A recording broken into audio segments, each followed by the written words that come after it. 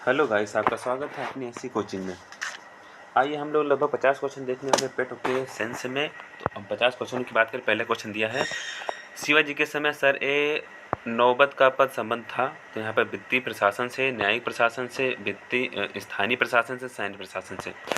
अगर यहाँ पर देखा जाए शिवाजी के शासनकाल में आपको जो सैन्य प्रशासक था वो प्रबल था, तो आपको ये सैन्य प्रशासन से संबंधित है सर ए नौबत। नेक्स्ट क्वेश्चन की बात करना है, सूची वन को सूची वन से मिला, सूची वन को सूची टू से मिलाना है। तो कह रहा है निजामुद्दीन औलिया, वाजिद अंसारी, शाह मोहम्मद शाह, नूरुद्दीन नूरानी। ये सूची में दिया तानसेन के आध्यात्मिक और संगीत गुरु थे। कश्मीर के ऋषि ऑर्डर की स्थापना की थे। अमीर खुसरो के आध्यात्मिक गुरु थे। रोशनिया ऑर्डर के संस्थापक थे। अगर देखा जाए यहाँ पर निजामुद्दीन औलिया की अगर मैं बात करूँ तो ये आपके अमीर खुसरो के आध्यात्मिक गुरु थे। अगर अंसारी की बात करें, अंसारी यानी आँख के सेंस में जाता अंसारी, तो आप मिल जाए रोशनिया ऑर्डर्स के संस्थापक थे। तो आप मिल जाएगा 1 का और 2 का 4 मिल जाएगा। मोहम्मद शाह गौस की बात करें तो आपके तानसेन के आध्यात्मिक संगीतकार थे। नूरुद्दीन नूरानी आपके कश्मीर के ऋषि ऑर्डर्स के संस्थापक थे। तो यहाँ पर देखो नीचे को दिखाई दे रहा है, यानी ए का हमारा क्या था, अमीर खुसरो की बात करें ए का सी था, ए का सी। तो आपका राइट आंसर क्या मिल जाएगा, बी वाला। नेक्स्ट क्वेश्चन देखते हैं, कदम्ब राजाओं की राजधानी क्या थी। तंजौर दिया है, बनवासी दिया है, कांची दिया, बादामी दिया। तो अगर देखा जाए कदम्ब की जो राजाओं की राजधानी थे ये बनवासी थी। तो ऑप्शन नंबर आपका बी वाला मिल जाएगा। तंजौर की अगर बात करो तो चालुक्य थी और बादामी की वतापी थी। नेक्स्ट क्वेश्चन देखो, मकदूनिया में अशोक का समकालीन राजा कौन था। तो एंटीओकस द्वितीय, एंटीगोन, गोनटांस या मगध या टॉलमी द्वितीय। तो आपका राइट आंसर है एंटीगोस आपके यहाँ पर थे। ऑप्शन नंबर आपका जगह बी वाला। निम्नलिखित में से मनुस्मृति का टीका किया था, मतलब उसका स्थापना या टीका किया तो चंदन लगाना होता है। तो असहयास ने किया था, विश्वरूप ने किया था, भट्ट स्वामी ने किया था, मेघातिथ ने किया था। तो मनुस्मृति की बात करें तो यहाँ पर इनका जो संस्थापक जो भी टीका किए थे मेघातिथ ने किया था।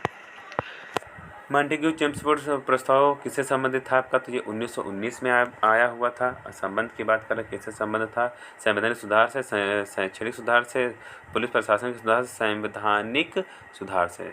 तो आपका इसका राइट आंसर होगा संवैधानिक सुधार। ऑप्शन नंबर डी हो जाएगा। भारत छोड़ो आंदोलन के समय निम्नलिखित में से किसने कांग्रेस रेडियो का प्रसारण किया था। भारत छोड़ो आंदोलन के समय किसने रेडियो पर प्रसारण किया था कि यहाँ पर ये ऐसा ऐसा कांड चला था। अरुणा आसफ अली दिया, जय प्रकाश नारायण दिया, उषा मेहता दिया, उपरोक्त में से कोई नहीं। तो यहाँ पर 2 लोगों ने किया था, तो इस सेंस में आपका वो नहीं दिया, तो आप यह क्लिक कर सकते हो उषा मेहता ने किया था।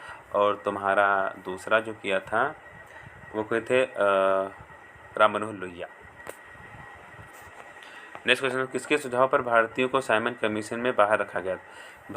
जो साइमन कमीशन भारत आया था भैया, ये 1928 इसमें साइमन कमीशन भारत आया था। इसमें क्या था, इसमें अंग्रेज शासन थे, यहाँ पर इंडियन कोई नहीं था, इसलिए इसको तो इसमें कहा गया है किसने बोला था किसी भी भारतीयों को इससे बाहर रखा जाए, भारत तो न रखा जाए। तो लॉर्ड रिपन दिया है, लॉर्ड चेम्सफोर्ड दिया, सर जॉन साइमन दिया है या लॉर्ड इरविन। तो ये इरविन ने बोला था कि इसमें कोई भारतीय नहीं होना चाहिए, तो लॉर्ड इरविन कह रहे थे। निम्नलिखित में से किसने प्रसिद्ध चटगांव शस्त्रागार धावे को आयोजित किया था। जो चटगांव जो आपका पड़ता है वहाँ शस्त्रागार हुआ था, एक कांड हुआ था, ये 1930 ईस्वी में हुआ था। तो ये जब हुआ था उसमें कौन वहाँ के थे, तो लक्ष्मी सहगल थे, सूरसेन थे, बटुकेश्वर दत्त थे, JM सेनगुप्त थे। तो यहाँ पर चटगांव की अगर बात करता है तो वहाँ पर आपके सूरसेन थे। निम्नलिखित में से कौन सा सुमिलित नहीं है। तो भैया अगर यहाँ पे अधिवेशन, कांग्रेस अधिवेशन की बात करें कौन कहाँ पे नहीं था, तो एक यहाँ पर शब्द याद कर लो, एक होता है बक मई और एक होता है बक नई। स्टार्टिंग उसकी 85 में हुई, तो ये तो 85 वाला मिल जाएगा भैया। तो 85 की बात करें, 85 दिन 687 दिया है, 85 687 माँ से मद्रास, 86 88 देखो इलाहाबाद, 88 बात कितने पहुँच जाएगा, 89 दिया नहीं, 90 कलकत्ता ठीक, 91 दिया नहीं, 92 ये आपका इलाहाबाद होना चाहिए। तो आपका डी राइट आंसर, मतलब डी हो जाएगा। ये आपका इलाहाबाद में हुआ था, बम्बई में नहीं हुआ था। तो गलत पूछ रहा है, तो आपका डी राइट आंसर हो जाएगा। सर्वाधिक ऊंचाई के बादल कहते हैं मध्य कपासी होते हैं, मध्य स्तरीय होते हैं, कपासी होते हैं, पच्छभ स्तरीय होते हैं। तो इसका राइट आंसर हो जाएगा पच्छभ स्तरीय होते हैं। पर्यावरणीय कूटनेशंस वक्र पर्यावरणीय क्षति या प्रति व्यक्ति डीजीपी के मध्य संबंध दर्शाया जाता है। इस पर्यावरणीय कूटलेखन वक्र का आधार किस प्रकार का होता है? उल्टा यू आकार का, उल्टा वी आकार का, उल्टा एल आकार का, इनमें से उपरोक्त में से कोई नहीं। तो उल्टा यू आकार का होता है। तो ऑप्शन नंबर आपका ए हो जाएगा। सूची 1 को सूची 2 से मिलाना है। ककरापारा, कैगा, रावतभाटा और नरोरा ये आपके परमाणु विद्युत केंद्र हैं, तो इसको ढूंढना है। तो अगर यूपी से हैं तो आप भैया जान जाएंगे कि यूपी का एकमात्र यूपी में दिया है, नरोरा आपका यूपी में दिया हुआ है। रावतभाटा की बात करें आपका राजस्थान पड़ता है। देखो डी का डी यानी डी का डी, 3 का 3 दोनों कॉमन मिल रहा है। अब कहेगा ककरापारा की ताप होता है तो गुजरात मिल जाएगा, और कहेगा आपका कहाँ पर मिल जाएगा? कर्नाटक में। तो देखो ए का 2, ए की 2 की अगर बात करें में इसको जाएगा ए का 2, तो आपका राइट आंसर क्या हो जाएगा भैया? डी वाला हो जाएगा। नेक्स्ट क्वेश्चन देखो, श्रीहरिकोटा द्वीप निकट अवस्थित है। मतलब श्रीहरिकोटा जो द्वीप है वो कहाँ पर स्थित है? चिल्का झील में है, पुटकट झील में है, महानदी मुहाने पर है, गोदावरी के मुहाने पर है। तो जो पुटकट आपका ये जो पड़ती है श्रीहरिकोटा, ये पुटकट झील पे पड़ता है। नेक्स्ट क्वेश्चन देखो, सुमिलित करना है आपका। अच्छा, IIBP, IIPR, IISR, IIHR, Kanpur, Bangalore, Lucknow, Varanasi. तो ये तो भैया इंग्लिश में दिए हैं। तो देखो, अच्छा अगर VPSH वी की अगर देखा जाए, ये होता है आपका वर्मी कल्चर। तो इसका आपका मिल जाएगा, इसका भी आपका राइट आंसर डी हो जाएगा। तो पहले का 3 हो जाएगा। देखो जरा सा, इसका पहले का 3 हो जाएगा। पहले 3 कहाँ दिखाई दे रहा है? यहाँ पर। और P ये आपका 1 हो जाएगा, यानी 2 का 1। आपका डी राइट आंसर भैया हो जाएगा। नेक्स्ट क्वेश्चन देखो, इंग्लिश में दिया था, थोड़ा सा अलग था। किस आयु वर्ग की जनसंख्या में जननांकी लाभांश में सम्मिलित नहीं किया जाता? देखो, जननकी लाभांश क्या होता है? 10 साल के लाभांश के अकॉर्डिंग ये निकाला जाता है। उसमें कौन सा सम्मिलित किया जाता है? तो 5 से 14 की अगर बात करें तो 7 साल से कम वालों की जनगणना होती नहीं, तो पहला गलत हो जाएगा।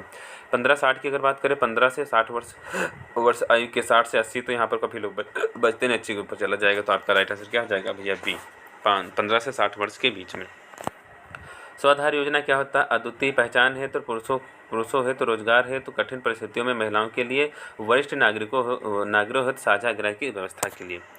तो देखो भैया, होता है स्वाधार की अगर बात करें तो कठिन परिस्थितियों में महिलाओं के लिए ये दिया गया है। जैसे इसमें क्या होता है आपका, जैसे कोई लेडीज विधवा हो जाती है, या कोई मतलब जेल के बाद आने के बाद से कोई भेदभाव करता है, तो इनके अकॉर्डिंग आपको दिया जाता है। विधवा हुआ, भूकंप आया, पानी आया, बाढ़ आई, तूफान आई, इन ग्रस्त महिलाओं के लिए आपका दिया जाता है। कठिन परिस्थितियों में महिलाओं के लिए ये स्वाधार योजना चालू किया गया है। सरकार की नीति मेक इन इंडिया क्या थी? तो 2005 में आपकी मेक इन इंडिया चालू हुई थी। अगर 2005 मोदी के संसद में ये गई थी। इसका उद्देश्य क्या था? नौकरशाही के ढीलापन को दूर करना, लाल फीताशाही को हटाना, विनिर्माण की लागत को कम करना, वस्त्र निर्माण का केंद्र बनना।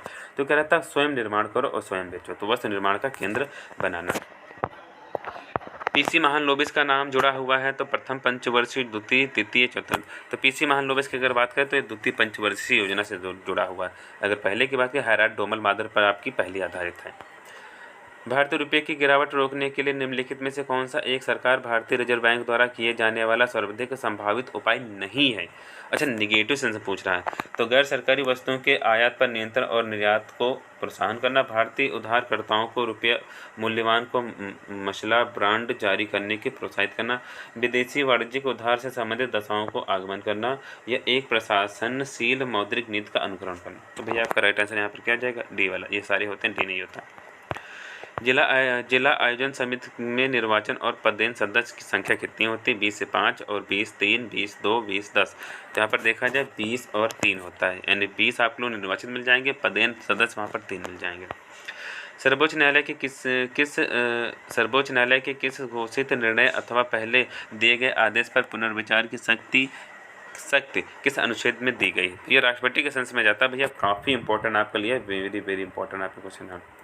जैसे अगर मैं छोटे से क्वेश्चन की बात करूँ, राष्ट्रपति ने क्या क्या कोई भी एक आर्टिकल या संविधान संशोधन कुछ भी लागू कर दिया, मान लो ट्रिपल तलाक वाला इन्होंने सहमत दे दिया, देखा इसके सेंस में भारत में बहुत बवाला हुआ, मतलब एक मान लो बहुत बवाला हुआ, इतना हुआ कि मतलब जान माल का भी खतरा हो गया। तो सर्वोच्च न्यायालय ने बोला कि मैं इसको क्या करूँगा, मैं इसको वापस लेता हूँ। तो कौन सा आर्टिकल भैया आपका लिया जाता है? 137, और सर्वोच्च न्यायालय के सेंस में आपका काम करता है, 237 आपका जाएगा। भारत के वित्तीय आपातकाल की घोषणा आज तक कितनी बार हुई है? यही तो अच्छी बात है कि भारत में वित्तीय काल की घोषणा आज तक भारत में कभी भी नहीं है। तो ऑप्शन नंबर आपका मिल जाएगा डी। अगर देखा जाए कौन से आर्टिकल में, तो यहाँ पर 3 चीज़ें समझ लो। अगर 352 होता है भैया, 300 आपका 56 होता है और 360 होता है, 3 है भैया। 352 की अगर बात करें तो यहाँ पर बोल जाता है राष्ट्रीय आपातकाल, ये होता है राष्ट्रपति शासन होता है, 360 होता है वित्तीय आपातकाल। तो आपका डी राइट आंसर था। भारत में संविधान के अनुसार निम्नलिखित में से कौन सा देश के शासन के लिए आधारभूत है? मूल अधिकार होता है, मूल कर्तव्य होता है, राज्य के निश्चित तत्व होता है, मूल अधिकार था, मूल कर्तव्य होता है। देखो आपका ऑप्शन अगर देखा जाए तो आपका सी वाला हो जाएगा, क्योंकि राज्य के निर्देशित तत्व होता है। इसमें भैया 36 से 51 लिए गए थे, पूरे राज्य के संसद में बात करता है। निम्नलिखित में सूचियों को सम्मिलित करिए, थोड़ा सा और सकते हैं। जैसे निर्वाचन आयोग की बात करें 324 329 दिया, देखो ए का कहीं पर सी है, ए का सी, बस भैया ए का मिल गया, क्लिक कर दो ए का सी, यानी बी का बी मिल जाएगा, स्थानीय संक्रमणी का मिल जाएगा 359 392 तक, और सी का 4 मिल जाएगा।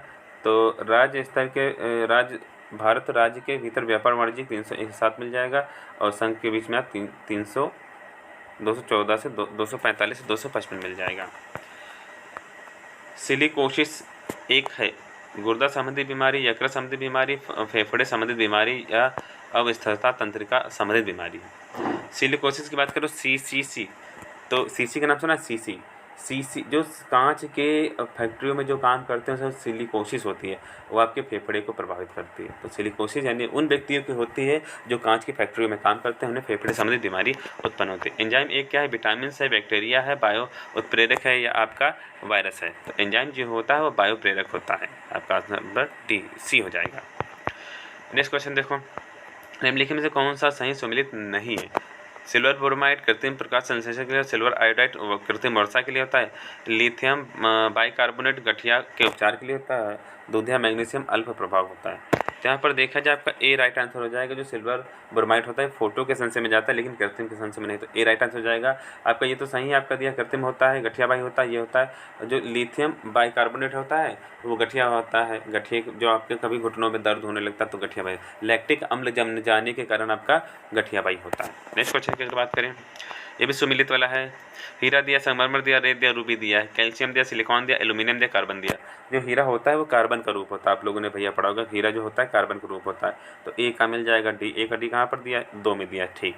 जो संगमरमर होता है पत्थर होता है, बहुत मजबूत होता है, कैल्शियम होता है उसमें। रेत की बात करें तो सिलिकॉन होता है, रेत में आपको सिलिकॉन मिल जाएगा, रूबी में एल्यूमिनियम मिल जाएगा। तो ढूंढ लो बी का 2,